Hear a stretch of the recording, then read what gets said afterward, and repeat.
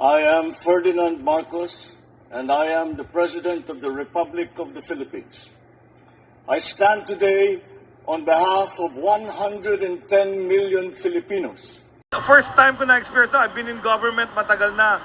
And usually ang gumagawa ng ganito, yung mga private sector at mga NGO. First time ginagawa namin ni First Lady ito, yung Love for All. Tapos ginagawa namin ni the President, itong trabaho at serbisyo pangkalusugan. Marami hindi kasi alam yung serbisyo ng pamahalaan. Or pag pumunta sila sa ospital, nakikita nila milya-milya yung pila, muuwi na lang. Tapos nagbabayad sa private. So ang ginawa ni President, dalin mo, let the people feel yung government services. Dito sa Dasmariñas ngayon, kasama ko yung PhilHealth, mamimigay sila ng PhilHealth ID sa lahat ng 4Ps. Ibigyan sila ng cash allowance every month, pero ang requirement, magpapatingin sila pag buntis sila, pag malnourished anak nila, papagamot sila. So pinagkabit natin yung services ng social welfare at ng health. So aside from the ID, bibigyan sila nung first patient encounter, yung consultation ng PhilHealth. Pag nagkaroon ka na nun, makasasama ka na doon sa consulta benefit package. Ito yung primary care benefit package ng PhilHealth. Ito, nasa likod ko yung pharmacist. Kailangan natin mag-access ng mga gamot para sa mga mamayan. Dala nila yung mga libreng gamot. Sa labas, nandun yung aming mobile clinic. Yung pinamigay ni President dito sa Cavite, nakaparada doon. May ultrasound, may x-ray, may blood test. May program pa din si Presidente dyan na dito sa Cavite, hinihintay lang namin. Mag-groundbreaking kami. Pumayag na siya magtayo ng PGH sa Carmona. Wow! Yung mga serbisyo ng Region 4A, tuloy-tuloy ang mga programa namin para madagdagan pa ang mga serbisyo. Yun nga, no, utos ni Presidente, paramdam ang kalusugan sa bawat Pilipino. Kaya ang naging motto ng ating kagawaran ng kalusugan, sa bagong Pilipinas, bawat buhay, mahalaga.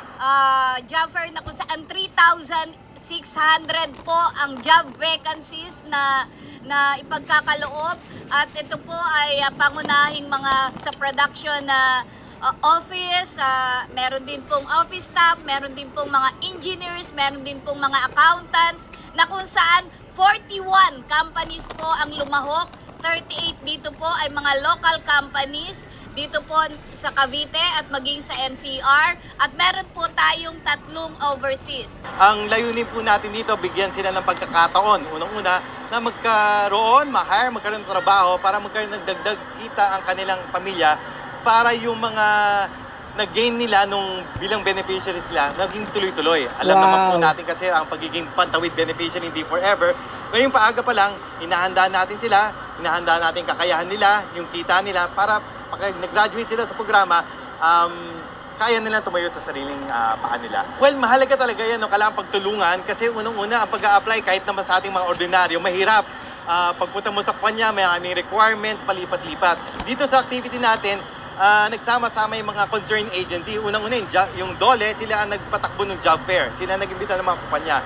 Pero alam naman natin, pag nag-hire ng kumpanya, maraming mga requirements pa yan. SSS, NBI, andyan po sila lahat para matulungan. Hindi na kailangan lumipat yung aplikante at andun makaka-comply kaagad po sila sa kanyang mga requirements sa trabaho. Yeah, dagdag pa doon, no, sa pakipag-unayan sa DOLE, kaming kagawaran namin, meron kaming mga assistance lens na binibigay sa kanila para makatugon sa pangangailangan. Unang-una, may binibigay na financial food assistance para sa mga dumalo, dahil alam natin yung mga nanay, kahit paano, mga tatay nandito, kasama yung mga anak, na wala nakita. So medyo may food assistance at the same time para makatulong, maka-augment doon sa kanyang gastos. At gusto rin namin dagdag, doon po sa mga hired on the spot, meron din silang employment facilitation assistance makukuha para makatulong rin sila. Dahil kahit may dito yung mga requirements, kung minsan pag nagsimula ka sa trabaho, mamamasahe ka, kakain ka, wala silang pagkukuha ng pera. So meron silang matatanggap na employment assistance naman po. Siyempre masaya, woo! Kasi nagkaroon na po ng trabaho. Bagal lang po sa Save More. Makakatulong po to para makapag-ipon po. Tapos makapag-ready ako sa next season ng aking pag-aaral. Siyempre po, masaya po ako para sa anak ko po. At saka po, ayun po talaga yung pinunta po namin dito sa arena po ng GASMA po. Napakalaking tulong po para sa amin po. Kasi po, hindi po namin kaya ng mga magulang po na magpaaral po ng tuloy-tuloy sa mga anak. Pero dahil po sa may mga tulong po na ganito, nabibigyan po namin ng pagkakataon yung mga anak namin na talaga pong mabibigay yung pangangailangan po nila. Yehey. Pangulong Marcos po, dito po sa programang itong nagawa po para sa amin ay napakalaki pong tulong at maraming salamat po. At sana po sa mga katulad po naming miyembro, wag po kayo magsasawa na tangkilikin po ito at tuloy-tuloy lang po tayo, wala pong magsasawa. Oh, 'di ba guys? Napanood nyo 'yon? Ayan oh, yung mga nag-apply ng trabaho, 'di ba? Ganon ka hands-on si Pangulong Marcos Jr. Sa kayo makakita ganyang klaseng pangulo? Lagi kong sinasabi, dinadala niya yung trabaho, tulong, medical mission, ha? Siya na mismo nagdala, guys, ha? Sa mamamayang Pilipino, sa bawat region.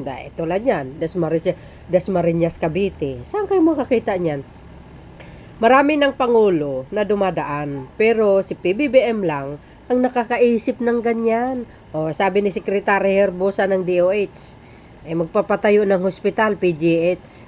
Agay.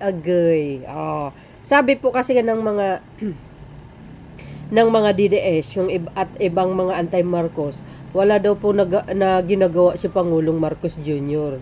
Well, sa ating mga ibang kababayan, alam po naman natin kung paano ka bait itong Pangulo na ito at matulungin, may malasakit. Actually, no, mula nung 1986 na nakita ako, hindi kay Marcos loyalist ako, supporters or whatsoever. Guys, wala po ako nakakitang ganitong klaseng napakagaling na Pangulo. Yung yung idea niya, ang daming kaparaanan, yung skills niya, siya ba? Yung baga mapag-isip, ano ba ang dapat gawin, paano ba mabigyan ng solusyon itong ating mga kababayan na jobless, no? Kasi alam nyo, mula nung pandemic, talagang maraming natanggal sa trabaho, nawala ng trabaho, no? So si PBBM, napakaswerte natin kasi siya ang naging pangulo. Sa job seekers or job fair, mga kababayan, tingnan nyo ang ginawa niya. Kinakausap niya yung mga malalaking kumpanya, mag-hire kayo ng job fair, sa bawat region. Tingnan mo, dapat ganyan ang mga pangulo. 'Di ba, matalino sa mga kaparaanan.